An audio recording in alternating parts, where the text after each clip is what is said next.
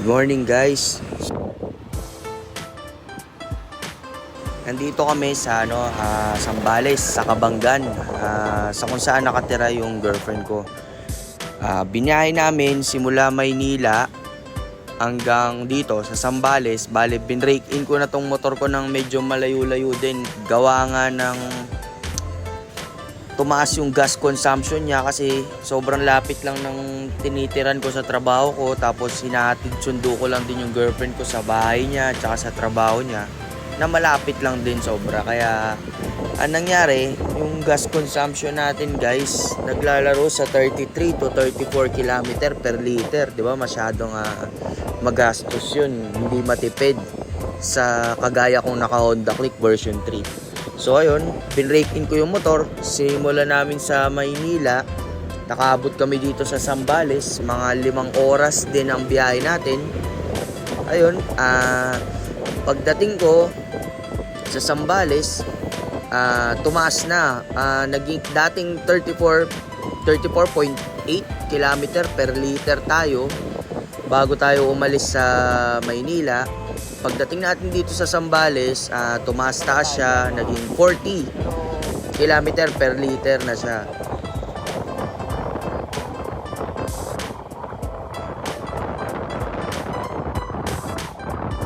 Kung matatanong nyo rin pala guys, no, kasi bago ko magsimulang magmotor o bumili nitong Honda Click version 3, matagal na akong nagbabike.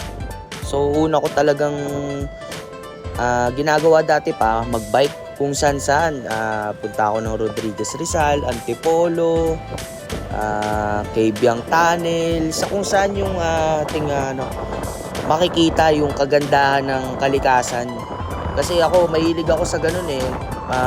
Yung magandang kalikasan, kumbaga maraming puno, yan, mahilig ako sa ganyan, makakita ng mga iba't ibang hayop sa mga farm, ganyan yung mga gusto kong makita, yung mga ilog, ganyan, mga dagat, ganyan. Hindi ako mahilig sa yung kunyari kahit na taga Maynila ako, hindi ako mahilig yung mga maglakwatsa pagpunta ng mall, ganun. Mahilig ako sa ganyan, kasi ako ma-adventure ako na tao guys. So gusto ko kahit na gaano kahirap yung pupuntahan ko, gusto ko worth it yung pupuntahan ko, yung pagod ko.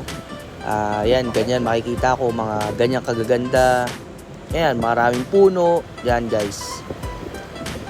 Sana ma-enjoy nyo tong short lang naman to, short na video lang na rides dito sa Sambales. Naghahanap lang kami dito ng pwedeng matambayan, maliguan na ilog, dapya o ano man. Ayan. Let's go!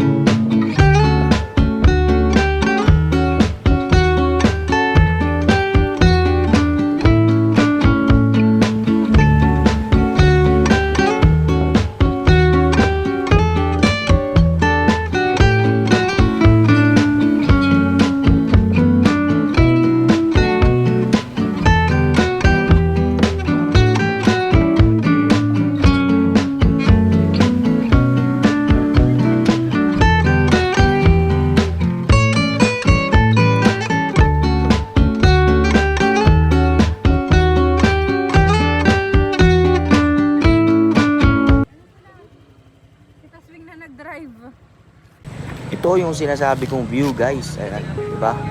Kalmado lang siya. Ayan.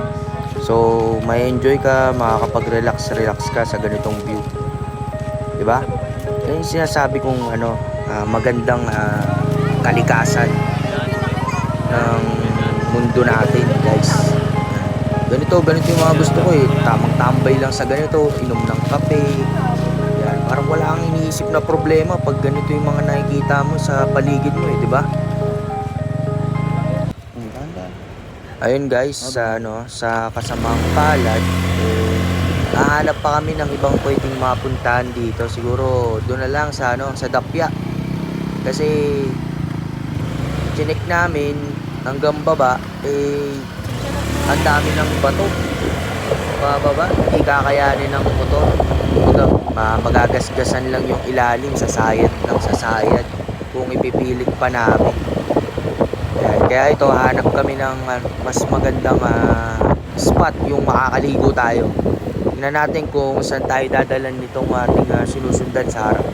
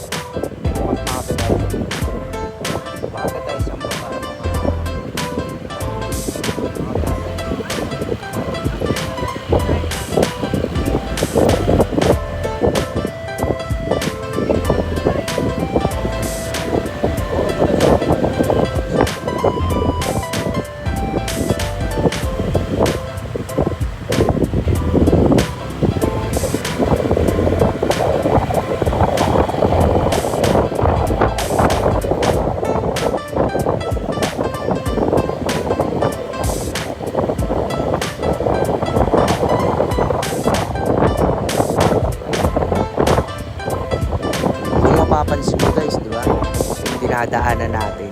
Ayun oh. Ang ganda, di ba? Simple lang eh. Simple lang buhay dito sa Zambales, talagang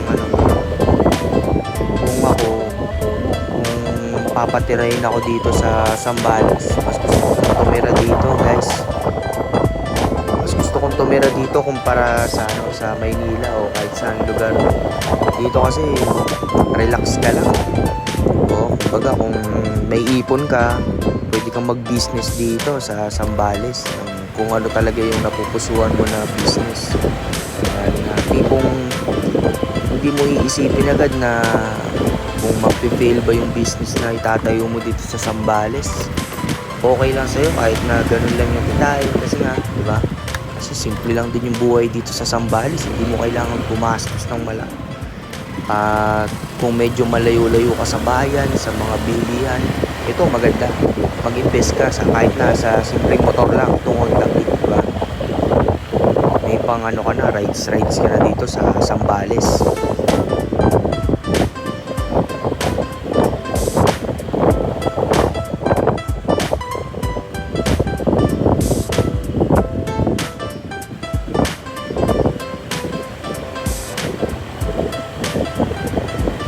Nakakatakot na dito. Pansin ko lang dito sa dinadaanan natin ay wala akong nakikitang poste ng ilaw. Mahirap dito kapag naglalakad ka lang pauwi, lalo na sa mga sa mga kababaihan, di ba? Kasi napakadelikado, hindi natin alam kung sino yung mga tumatambay dito pag mga gabi na. So ako total dumating yung eleksyon sa mga barangay, baka naman yung mga nanalong SK Kagawad o SK chairman dyan o yung mga chairman dyan, kahit palagyan lang to ng ilaw, yun ang gawing project, no? Para sa akin lang naman yun guys, para lang at least itong dadaanan ng mga tao dito sa ganitong lugar hindi matakot, di ba? Oo, sabihin na natin nakakatakot kasi nga kung mag-isa ka lang naman maglalakad kahit may ilaw dyan diba? Pero sana ganun yung gawin nila, palagyan nila ng ilaw yung dinadaanan natin dito para kahit pa paano maliwanag, diba? Kita mo yung daan. Ito ba yung nakikita natin sa inyo? Sa gilid nyo?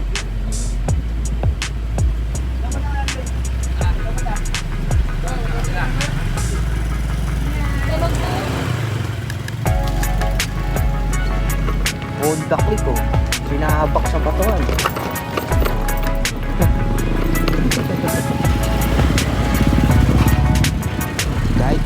daanan dito guys.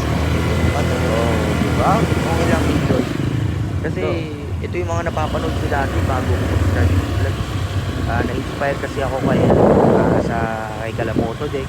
Lalo na doon sa kapatid ni Motodeck, si Mau Manitis guys. Yung ano nila, yung magtotropa sila na ang hilig nila magpunta sa mga ganitong klaseng lugar din. Mga gandang palikasan, ganyan. Lalo na doon sa isang vlogger na pinapanood ko rin dati, si Jeyoong. Diba? Nakaka-inspire yung pamilya nila. Na kung saan, mas gusto nilang mabuhay ng simple lang. Saan sila namamasyal. Diba? Pero din yung mga tema nila, pinapakita nila kung gaano maganda yung kalikasan na meron dito sa ating mundo.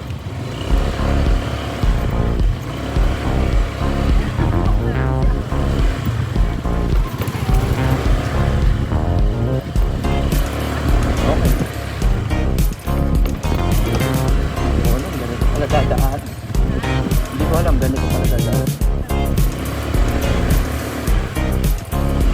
Ito pinakapanis ng Honda Click ko yan. Diba? Panis ng Honda Click yan. Diba sa dahan-dahan lang para hindi mabengkong ang mugs. Kasi pag nabengkong ang mugs nito, talagang bibili ako ng RP. Ayoko na ipagawa. Sira. Ano baby? Ha? Ano?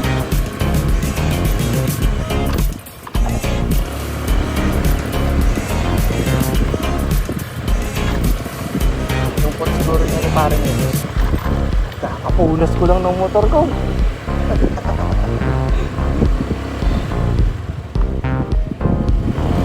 Medyo okay na dito.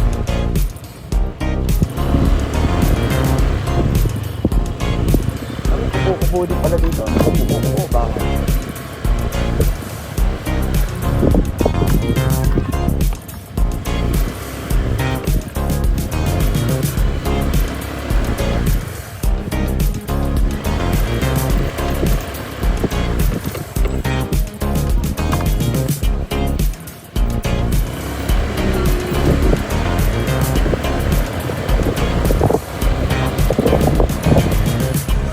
Malikabok.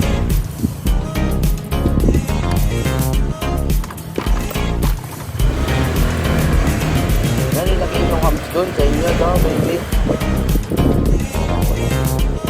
Kung meron pang mag-drag race ng motor.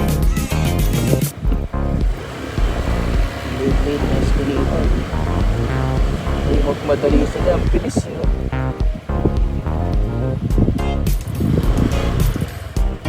Tayo masyadong gabi kasi walang pilipay kahit silip pa.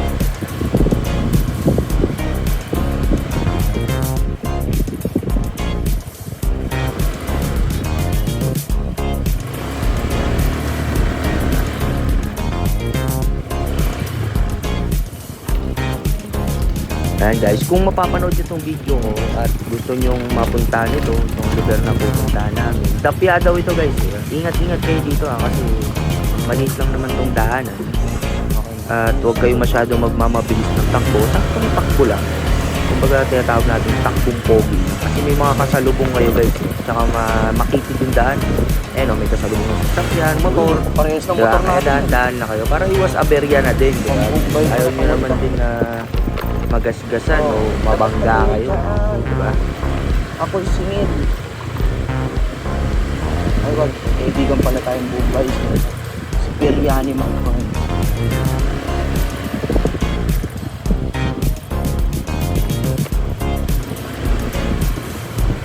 Buti na lang sila yung ating hindi tayo makakapot.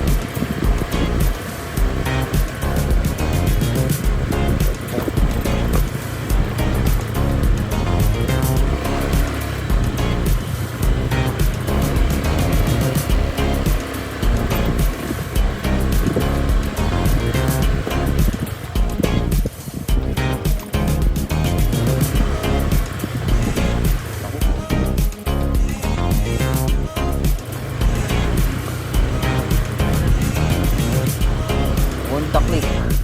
Yun ang off-road. Tol, ginawa nating dirt bike tong Honda Click natin ah. Ayan guys, kung mapapansin nyo, di ba, mga bato. Daan-daan lang kayo dito ah. Yan, hindi naman kailangan mabilis. Makakarating naman kayo dun sa pupuntahan. Kaya kahit na daan-daan lang, parang iwas maputasan ng gulong, ganyan. Sumayad sa ilalim natin, daan-daan lang. Huwain nyo lang yung yung tamang balance ng pagmumotor.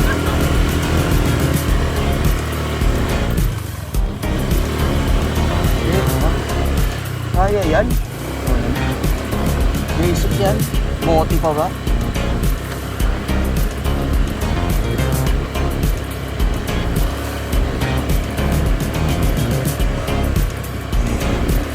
Parang ganun din yung dinadaanan natin pag nagmapanwebe league tayo. Mas patindi ba? Dito pa lang guys, nakita ko pa lang yung kubo na yun.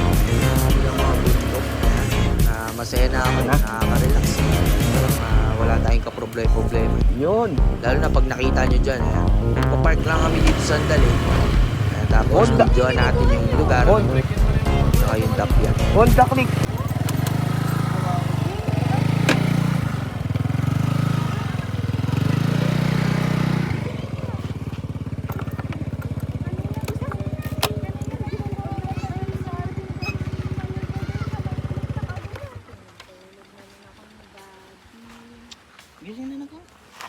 Ayan guys, dalawa kaming naka Honda Click version 3. Yung isa blue, akin yung black. Ayan guys, nandito na kami sa Dapya. Ayan, lakad-lakad lang tayo. Ayun, nandun na nauna na yung mga kasama ko guys.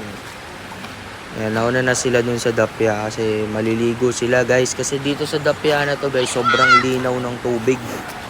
As in, sobrang linaw, tsaka sobrang ganda. Isipin mo, lumalangoy-langoy ka lang dyan, diba? Nagbababad ka lang sa tubig, tapos ganyan pa kaganda yung nakikita mo sa paligid, diba? Sino ba namang hindi mag-enjoy dyan, guys, diba? Napaka-relaxing. And guys, diba? Sobrang enjoy. Nag-enjoy yung mga bata. Talon ng talon yan, guys. Diba? So, dito, kami na lang yung nandito, siniset up ko lang tong camera na hindi siya malaglag. Tapos ako yung naka-orange na damit dyan guys, kasi unang baba ko dyan, grabe, nagulat ako, sobrang lamig. Itong mga kasama ko kasi guys, sanay ito kasi dito nakatira to sa Zambales. Sanay yan, mapamalamig o hindi malamig yung dagat o dapya o ilog, sanay yung mga yan. Ako kasi hindi ako ganun kasanay sa lamig. Ayan guys, yan.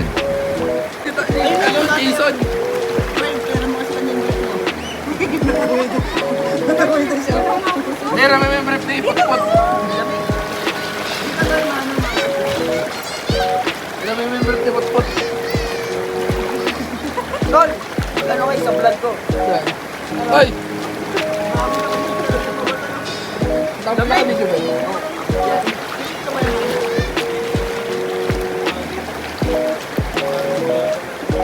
Tapos pag ikaw nadulas niya, mabago.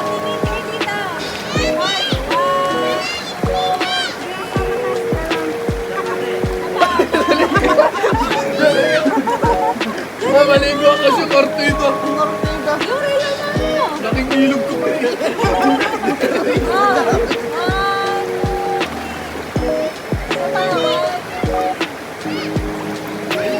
I-crop mo na lang sa taswing. Tanggalin mo. I-crop mo na lang.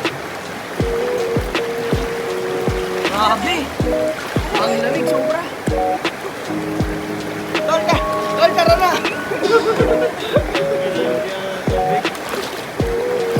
Ayaw pa kasi natanong. Ang hirap pala, mauuntog ka pala dito kung ano ka.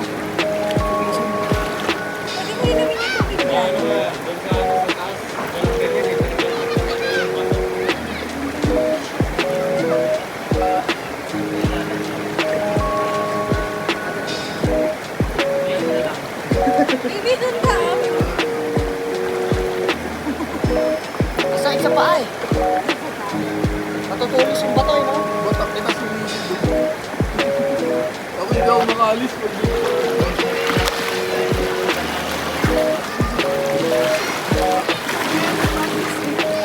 sa alon. Ayoko na. Ang tuloy ng bato sa paa. Ayan guys, oh, tingnan nyo naman yung paligid. 'Di ba? Habang naliligo ka dito sa dapya na to, sino ba namang hindi marerelax, 'di ba? Ganyan yung nakikita mo sa paligid. 'Di ba? Sobrang solid dito, guys. Ayan, kung gusto nyo lang maligo. Ako yan, guys, yung naka-orange na yan. Ayan, sabi ko, nagbibideo sa akin dyan yung girlfriend ko, guys. Kasi hindi siya maliligo kasi nga sobrang lamig. Yan, oh. Diba? Ang ganda, guys. Kaya kung ako sa inyo, magawi kayo dito sa Zambales. Kahit medyo mabato yung dadaanan ng mga motor nyo. Worth it naman, di ba? Guys, salamat sa sa panonood nitong vlog ko, hindi ko na kayo may isa-isa sa gusto kong pasalamatan kasi nga naabot na natin yung 1,000 subscribers. Ayan, maraming salamat sa inyo, guys. Sa susunod, bibili na ako ng GoPro para ma-videoan ko na yung mga pupuntahan natin.